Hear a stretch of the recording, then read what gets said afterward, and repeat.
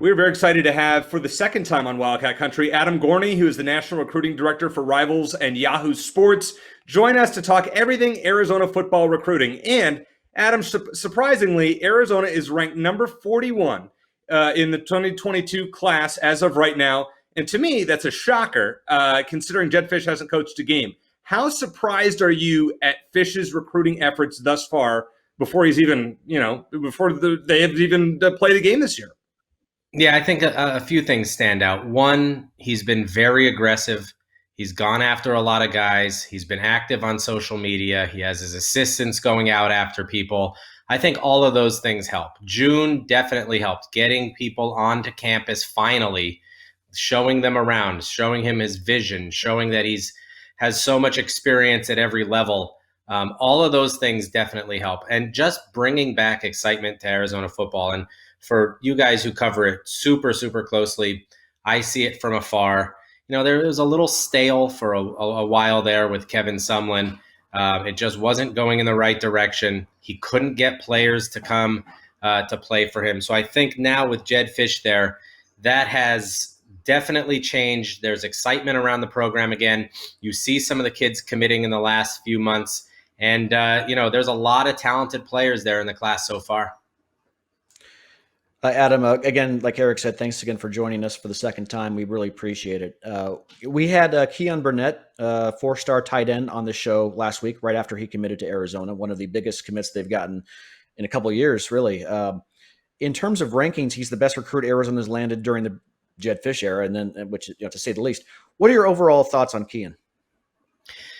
Outstanding prospect. I think that visit over the summer really changed his mind. And I think we're going to talk about other players from Anaheim Servite coming up here in a little bit. But he is a kid who can be a flex tight end.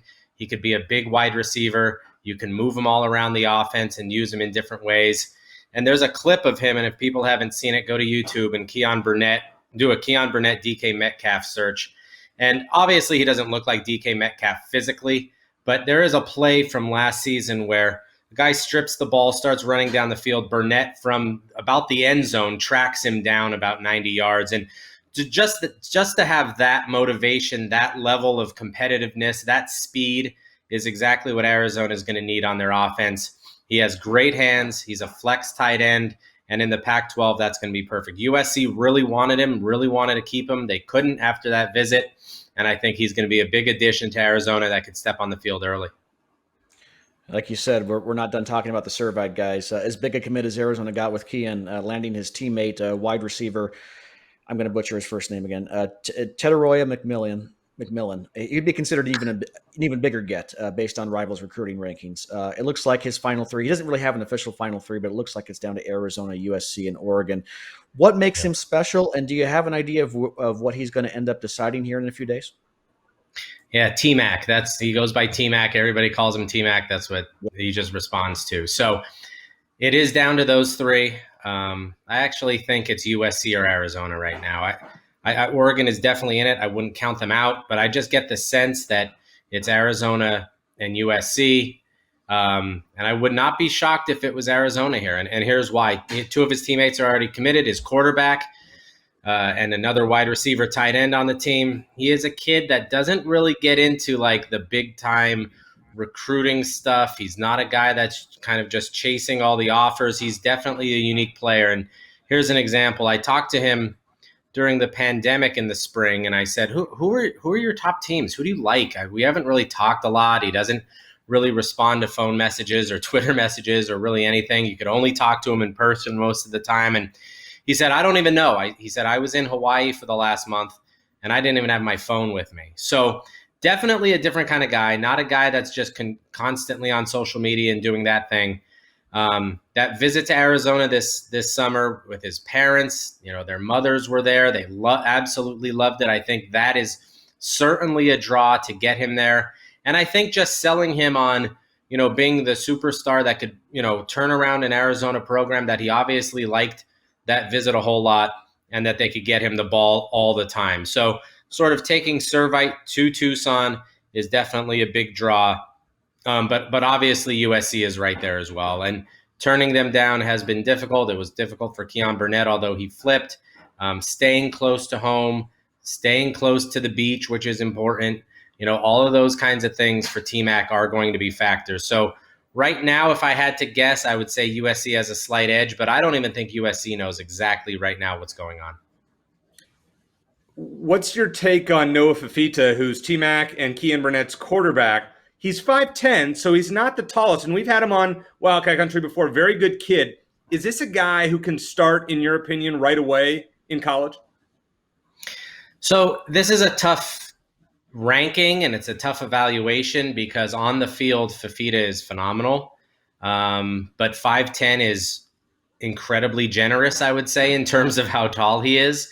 I'm about 5'9", and we're eye to eye, if not, he's a little shorter. So, but the problem, that's the one thing. So when, I had the same problem with Bryce Young, but he's phenomenal and a big time playmaker. And so the thing that I like about it is that Jedd Fisch wants him. He obviously knows quarterbacks. He knows how to develop them and get the ball out.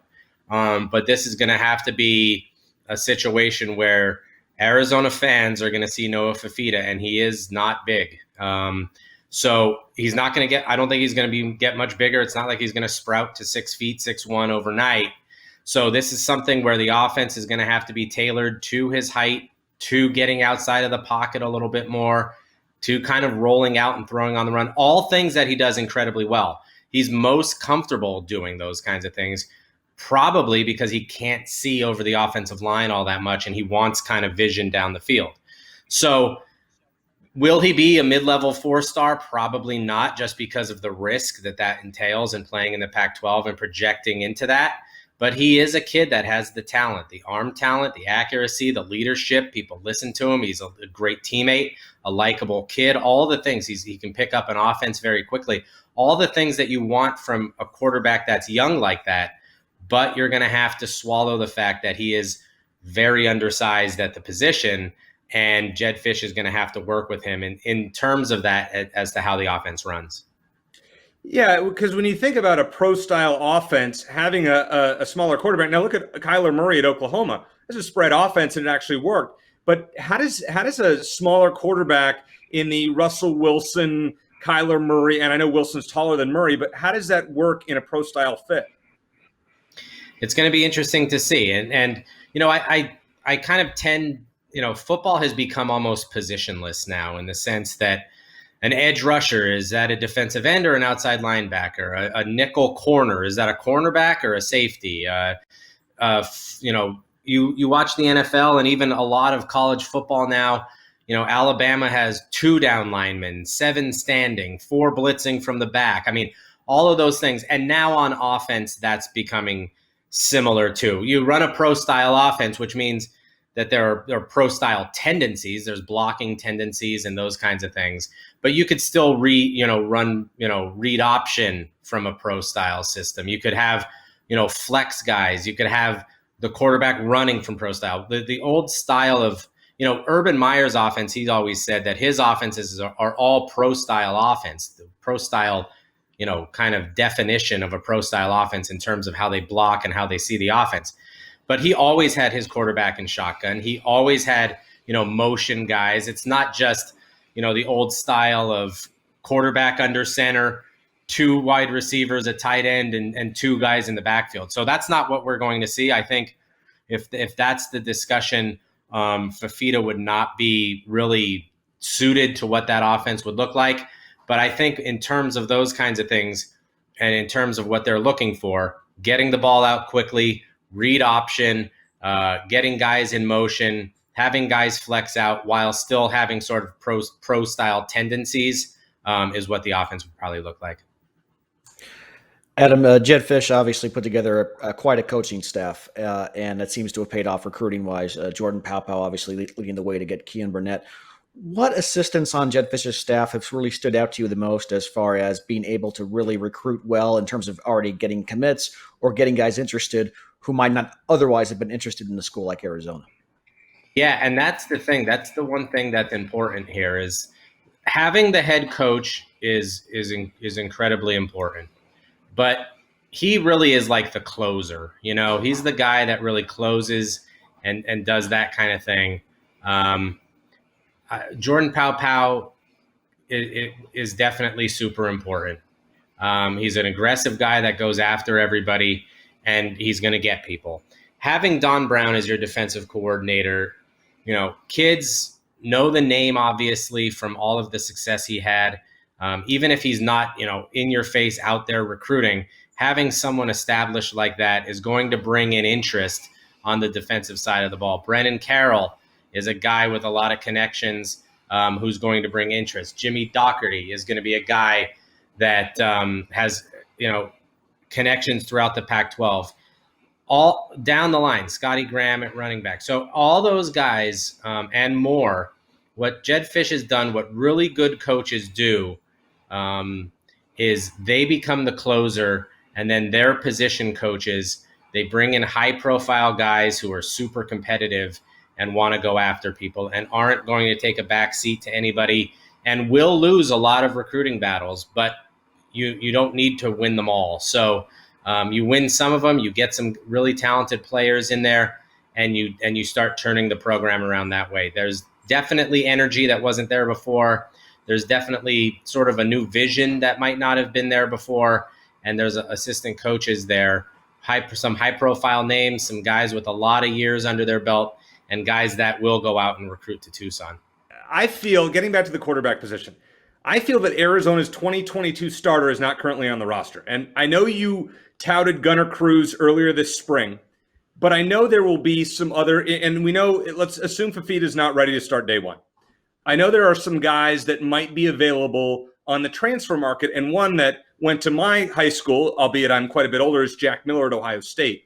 Can you think of any other guys that maybe Arizona fans, and I know this is kind of a weird question to ask, might want to keep an eye on as far as transfer quarterbacks with ties to the state of Arizona over the next year? Yeah, that's going to be interesting because the transfer portal has become something that is undoubtedly going to be important to all schools, and it really has affected how people recruit the position, not only quarterback but across the board. There have been teams that have talked about reserving spots for guys just because they don't want to fill up their spots with high school kids. So that's going to be very tricky. I think Miller is one that I would watch very, very closely, and here's why. He's just not going to win the job at Ohio State. I don't want to say no chance, but CJ Stroud looks like the day one starter. After that, Quinn Ewers did not go to Ohio State early to sit on the bench for 2 or 3 years. And then Kyle McCord is another guy who they have there, who they like very, very much and sort of recruited over Miller. So those are all sort of situations that lead me to believe that Jack Miller is leaving, and some people have said leaving sooner than possibly this season. Jordan McLeod, I believe, is coming in. That's going to be an interesting situation. But it is interesting how the transfer portal has changed recruiting. So many kids go into it now that it's not like half of high school recruiting, but it is something that coaches have to monitor so closely that, there are schools out there that have a guy whose entire job is to refresh the transfer portal page because, one, they want to save about 10, 15, 20% of their recruiting class for transfer guys. And second of all, they know that this is going to stay big. And so they want guys with some college experience and especially regional ties to get in there. And I think Jack Miller is definitely a very, very interesting name to keep an eye on. Gotta love those Chaparral kids. So that's why I had to bring that up, being a Chaparral alumnus myself. Looking at Arizona's recruiting class thus far, guys that have committed for 2022, other than Burnett and Fafita and the Servite kids that we've talked about, who's your favorite among the other commits that we should kind of keep an eye on?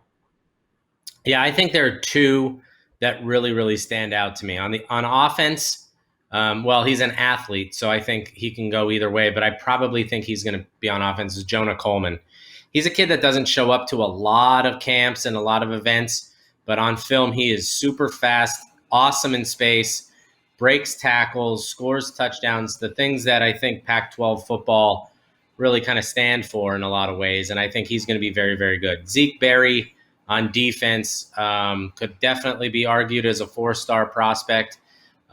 He was excellent at the opening when we saw him, just a playmaker on the back end. So obviously very well coached at the high school level, is going to come to Arizona. They beat out a lot of schools for Barry. I think he was actually under-recruited in terms of Pac-12 schools getting involved. So I think those two guys especially can come in pretty early and make a big, big impact for Arizona. Adam, you mentioned when we had you on a few months ago that you thought Gunnar Cruz actually might be our opening day starter for the Wildcats, as opposed to Jordan McLeod, who I think a lot of people think might be the guy. Do you still feel that way? You think Gunnar Cruz will be the starter when they open the season against BYU? Yeah, probably not. I mean, you take a shot and see kind of how that works out.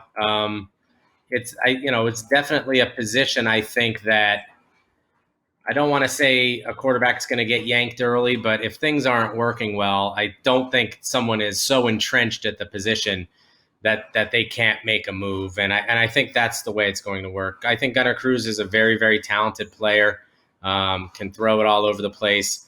If he doesn't win the job, I would not be surprised by any means. But, I think it's going to be interesting to see how Jedd Fisch handles the position in terms of how much leeway he gives the quarterbacks, in terms of how patient he is with those guys, and in terms of, how much success they have versus if they don't, how fast someone gets yanked. That's a tricky situation. You don't want to lose the locker room, and you don't want to look like you're second guessing yourself, especially as a first-year head coach. So some guys stay with the guy, even though it's far beyond, where they should be. Some guys go in and have, the quick trigger to pull the guy out. So I think that could go either way. I wouldn't be shocked, to see those guys kind of, change hands if things don't go well really quickly. Last question for you, Adam. Again, we appreciate your time. We do have some Wildcat fans who are just as obsessed with our rivals to the north as they are their own school. And I want to ask how you think all the off-field news has impacted Arizona State's recruiting, and if at all, and how do you think it'll impact the recruiting efforts going forward? Yeah, I think it's a little too early to say there, but I will say that, having 3 guys now on administrative leave, a lot of guys like Adam Brenneman, a whole lot on that staff. Prentice Gill was a guy that went out and recruited very, very hard for them. But I do think Chris Hawkins is the biggest one there. And I'm not going to say that they're not going to be there. I don't know what the investigation is going to turn.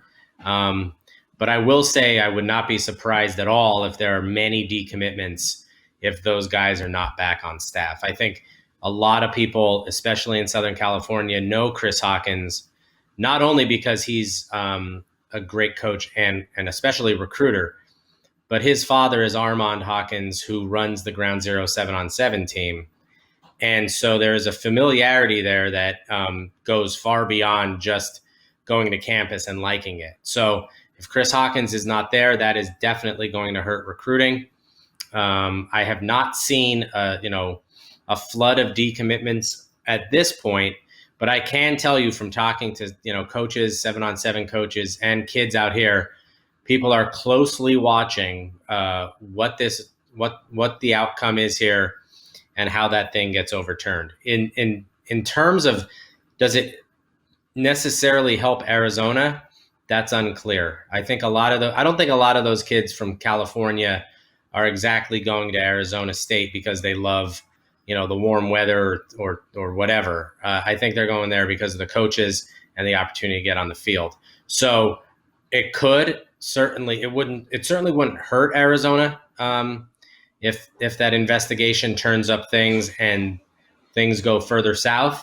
But it's still a little bit unclear about how much it would possibly help Arizona's recruiting efforts right now.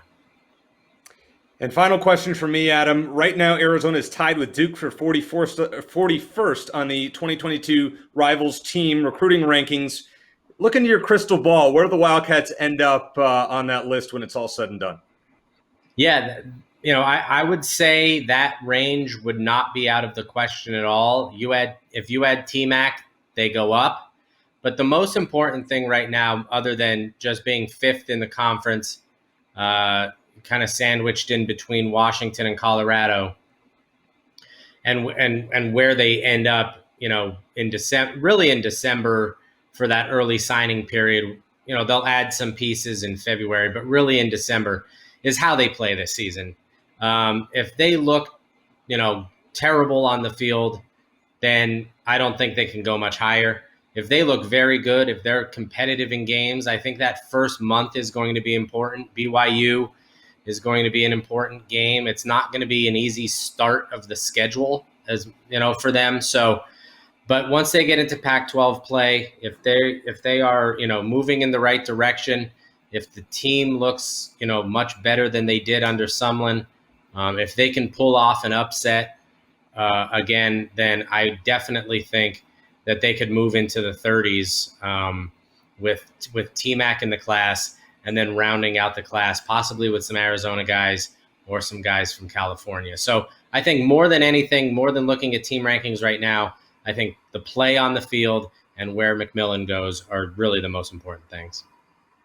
Well, Adam, I feel like I was just in a class for the last 20 minutes, and I learned so much from you. Shane and I both did. So thank you once again for joining us on Wildcat Country. Have a great football season, and I'm sure we'll talk to you between now and December or January. Awesome. Thanks, guys, so much.